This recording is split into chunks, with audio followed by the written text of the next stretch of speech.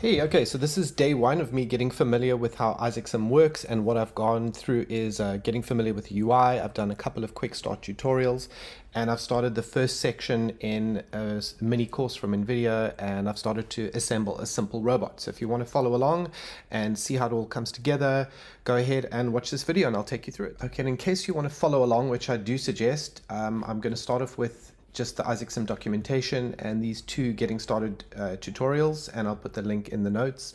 And then secondly, I've gone into and I've enrolled on this course, Simulating Your First Robot in Isaac Sim. I suggest definitely that you enroll as well. It's a really nicely set out course and you can follow along, and basically we'll just be building the first parts of our robot. Okay, let's jump right in. Okay, we're going to start off by creating a new scene. We've got that new scene there. Then we'll go to Create, Physics, Ground Plane, and we have our ground plane. And then we'll add a light source, Create, Lights, and Distant Light. And since we have no object in the scene, we won't see the light yet. Now we'll add a visual cube, Create, Shape, Cube, and there's our cube. And now since we have Move selected, we can move it on the various axes. So let's move it on that axis,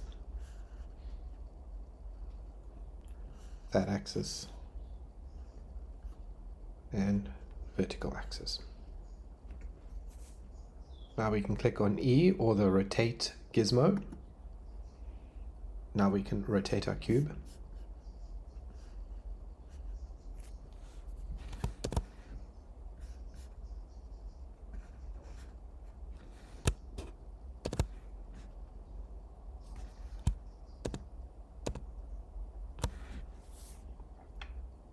And we can click on the scale gizmo or press R. And now we can scale the cube in multiple dimensions.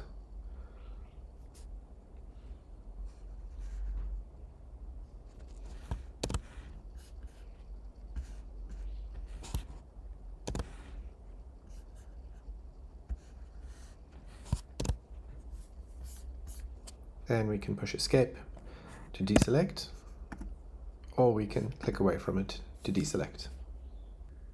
And if you select the cube and you go to the properties panel, you see you can set these individually on the X, Y, and Z axes. So if we go to X and we drag to the right and left, we can see we can adjust things, or we can type in a number,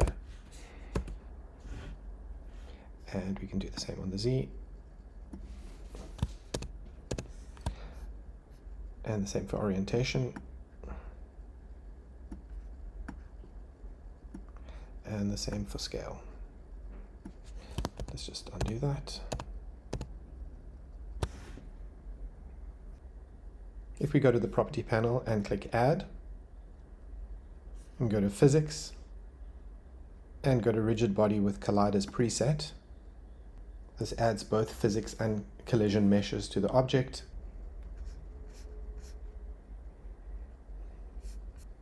And now you see if we push play,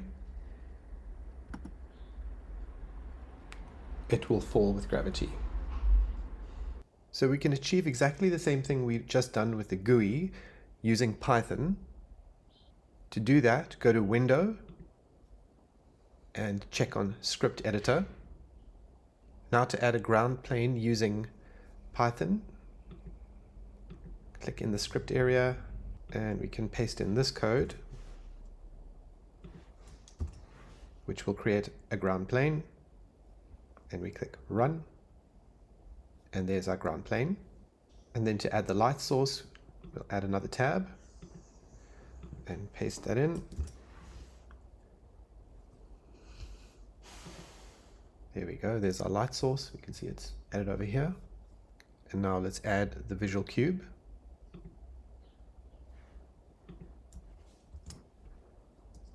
Run. There we go, there's our cube. In fact, we've got 2 cubes here in the example. Okay, and now here's some code to add a 3rd cube with physics and collision properties.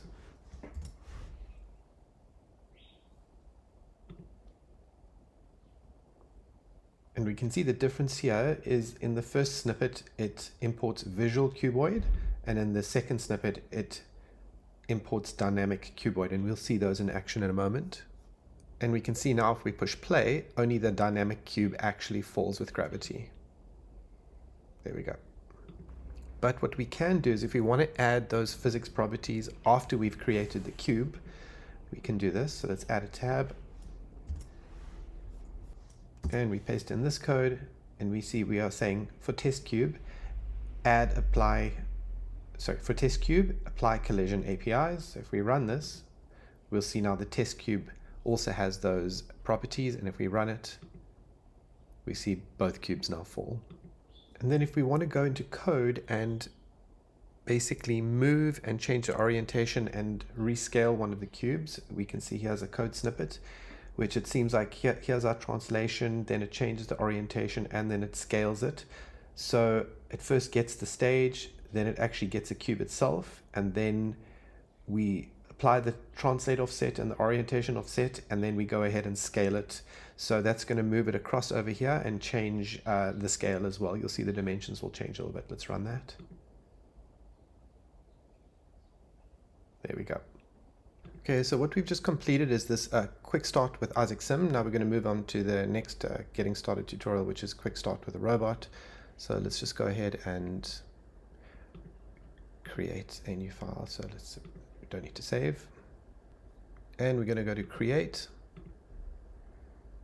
robot, and let's add the Panda arm.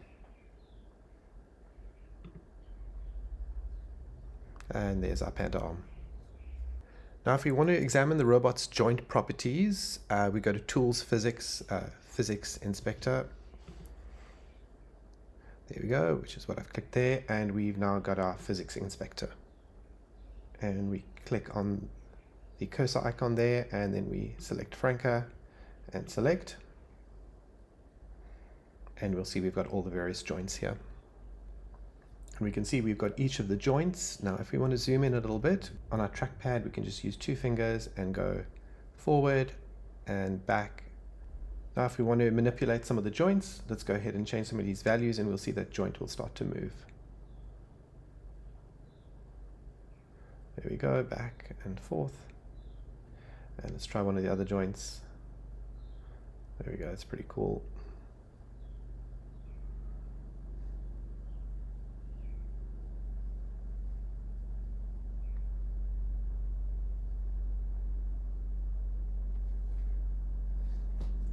And if we want to reset it to the original position, we can just click there and everything goes back to how it was. But if we want to save that setting, let's say that one, we do the adjustment and we push the check mark there, and then that will become the default. Okay, next we're going to do a bit of a walk around on the editor and how to manipulate things. And one thing that the documentation does say is that you're way better off with a mouse, with a scroll wheel. There's some functionality that a trackpad is going to make quite hard to do. So let's just go to File and New. All right, so the first thing it talks about here, which is kind of obvious, is the panels. You can move them anywhere. So if you pull it out here, you can see, you can just have it floating, or you can pin it to the right, or pin it, let's say, to the left, or pin it back down where we found it. And each of the panels do the same thing, so the ones on the right as well. And then, of course, we do have a context menu. So if I right click, it allows me to create any of the objects or select anything. And obviously, if we are right clicking on an object, it's going to give us even more context items. So when we create a new scene, it by default has a world and default light. So we can see here's our world, and in the environment we have a default light. Those are the 2 prims that are automatically included. And obviously Isaac Sim is using OpenUSD. Okay, so the basic navigation, I've added a cube here, and if we want to zoom out, we just use the scroll button and we push it forward and it scrolls us out, and we put it towards us and we zoom in. The next thing we can do is we can rotate. So what we do is we will hold the right mouse button and drag. So right mouse button down, and then we can rotate left, right, up, down. And then lastly, we can hold the right mouse button down, and if we use the W, A, S, and D keys, so W will take us in, S will take us out, A will go to the left, and D will go to the right.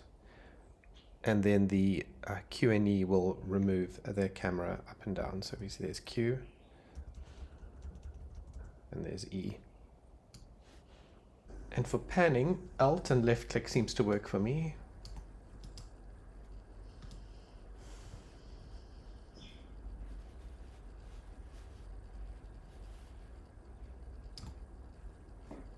Okay, now for the next steps, I'm going to take you through just some of the learning I'm doing, and obviously I'll suggest you actually go and sign up for these courses and do them yourself.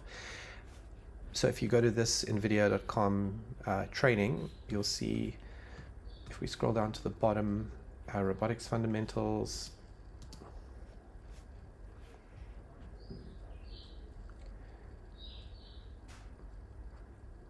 and it's getting started simulating your first robot in Isaac Sim. Okay, so I'm going to go ahead and create a new scene.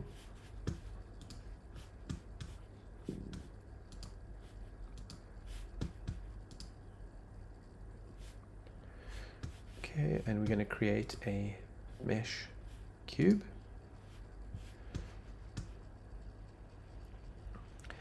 So if we push the play button to simulate the physics, we'll see nothing's going to happen now, as I showed you before. So we are going to go to create physics and physics scene. And so we get that in our stage. So that's going to give us gravity and other forces. And we can see in the physics scene property panel, the gravity magnitude is Earth gravity. And then just, we can see we've got the axis indicator here in the bottom left, so Y, X, and Z. So if we want to move things, that's our Y axis, and X, and Z. Okay, let's pull it up a little bit so that we can actually see what's going to happen with the gravity now that it's above the ground. And we'll see if we push play, still nothing happens, but the cube isn't a physics object yet. We're going to right click on the cube and add physics rigid body with colliders preset. And now it's going to start reacting to gravity. Okay, so as we can see, if we push play, the cube just falls indefinitely because we don't have a ground plane yet. So let's add a ground plane, and I guess there are many ways of doing that. So create physics, there we can do it. We can right click here, create, or we can even do it here, create physics ground plane. Okay, there's our ground plane. Push play, it will hit the ground and won't go any further. One other little thing we'll notice here is if we've adjusted the values here in the transform, we get like a little blue square here, and if we hit that, it goes back to the default. There we go, that's where it started. Right, let's put it back to, let's say, 2 meters, so we can see it falling. And then if we go here into the gravity direction, I see if all the gravity directions are set to 0, I guess it defaults to the z-axis, which is vertical. But if we go and put gravity on the y as 1, and then we push play, then that seems to override default gravity. And look at that, it falls along the y-axis.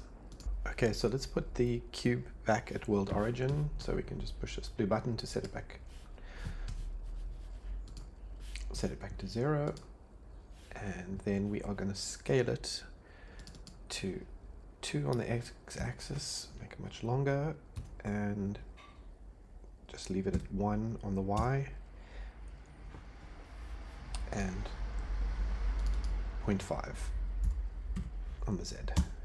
There we go. It's more of a flat box now.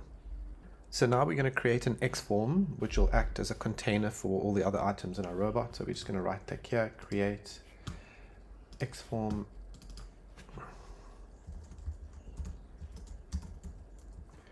And we'll drag the cube in there. So it's kind of like a div with a bunch of HTML elements in it. That's what the X form does for us. And let's raise the simple robot X form up to 1 meter. And we'll see that obviously any of the elements that are within it get raised at the same time. Now we need to add wheels to our little robot. So we're going to go right click, create mesh cylinder. And we can try and manually move this with the mouse, and I'll show you how that'll look, but it'll be easier just to enter in the coordinates. But let's say we want to change the rotation, so we want to rotate this on the y-axis, like that. That's how a wheel would be, and we want to scale it inwards, so it's not so wide. And then we want to move it down and across and forward a bit, but obviously that's a little bit tricky because our coordinates are not going to be exact. So if we just undo that, we can actually just enter in all the coordinates. So if we go ahead and click the cylinder and go to transform, and then we'll obviously rotate this to 90 degrees here and translate, actually waiting on this, scale it 0.75, 0.75 and 0.25, and lastly we want to translate the wheel to 0.5, 0.75 and 0. Oh, sorry, put that at 0.5, it should be 0. Here we go, our wheels on the side. Now we want to duplicate that, so we want 4 wheels, so we can, actually wait, let's name this now. So front, left wheel, and we can duplicate that, or we can just push Control D twice. Okay, we've got 4 wheels. I'm going to rename those. Okay, so we've got our 4 wheels. Now we just need to change the coordinates. Okay, so front right.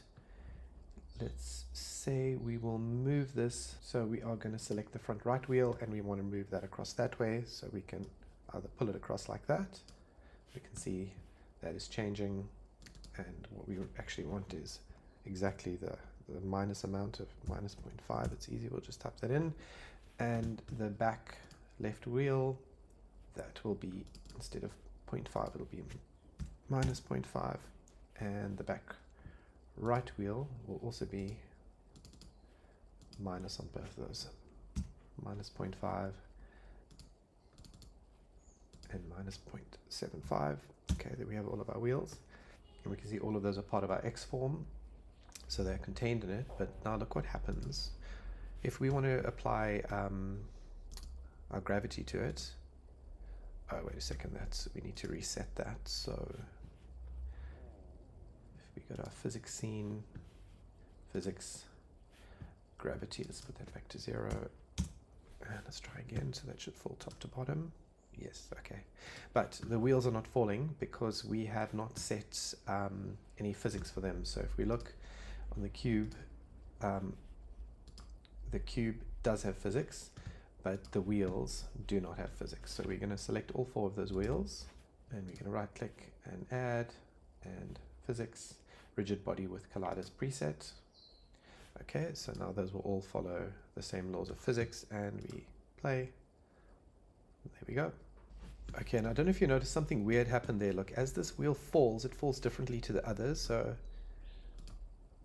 it falls off to the side, but I just had a look at what happened there. I've actually got the wrong value here, so that's why it's falling slightly differently. There should be minus 0.75, and now if we run it, Now they all fall the same way.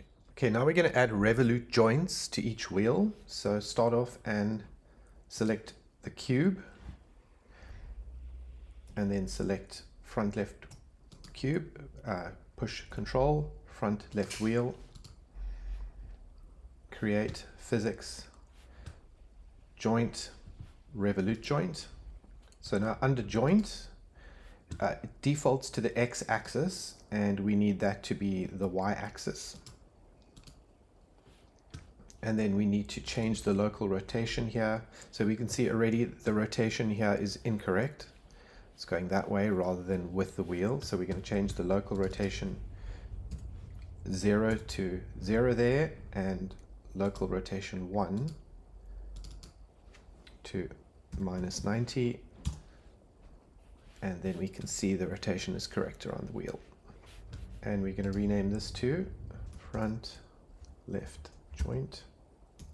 I'm going to do the same with each of the other wheels. So now I've created joints for each of the wheels. Now we're going to move the robot down to the ground plane. I'm going to change perspective to either front or right. I'm going to make, let's say that front. Actually, let's make it right. And we go to transform, and we see if we actually select the simple robot and we want to move it, and we can just move it down on its axis till it hits the ground plane, which will be 0.37. And now we need to add to the rear wheels an angular drive. So let's take the first back left joint, add physics, angular drive, damping, let's make it 10,000 according to the tutorial I'm doing. Not quite sure what the damping does, but I guess we'll look into that a little bit later. And target velocity 50. Let's take the other rear back one and do the same thing. Damping 10,000, velocity 50. And then let's just change our perspective back to normal perspective. And let's zoom out a little bit, and let's let this thing drive. So let's push play, and we can see it now starts to go slowly. And if we want to speed that up, we can select both back wheels and go down to our target velocity and make that 500. And we see things really speed up. Okay, and we can stop it and play it again. And if we want it to go in the other direction, we can say minus, let's make it really fast, minus 1,000. And there we go. Now it's a front wheel drive car. Okay, thanks for joining me. And tomorrow I will be jumping into the next section, which is controlling the robot. Have a good one. Thanks so much for joining. Bye.